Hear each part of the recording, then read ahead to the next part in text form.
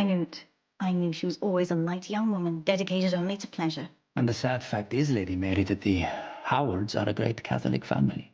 No, Eustace, the sad fact is that Catherine Howard was never a good Catholic, nor ever a good wife, nor even less a queen. Upon learning that Queen Catherine was about to be sentenced to death, Princess Mary was overjoyed. This queen, who was even younger than her, was finally going to pay the price for her actions. From the very first time she met Catherine, Mary had deeply despised this frivolous queen. Every encounter afterward turned into a sharp confrontation between the two. Relying on the king's favor and her status as queen, Catherine constantly suppressed Mary at every turn. Mary had long hated her to the core.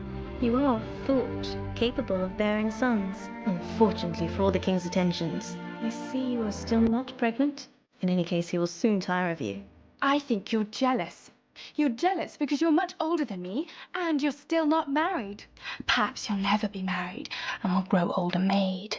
Now that Catherine had been sentenced to death for adultery, Mary felt an overwhelming sense of satisfaction. Meanwhile, after learning the full truth, Henry flew into a furious rage. He never imagined that the woman he had doted on so much could be so shameless and debauched. Henry vented his anger on several ministers. If it hadn't been for their persuasion back then, he claimed he never would have married Catherine. Yet Henry completely forgot that it was he who had been obsessed with Catherine's beauty, who had coveted her youth and vitality. At this moment, Henry wanted nothing more than to kill Catherine and her lover as quickly as possible to vent his fury. But Catherine did something that no one could have ever expected.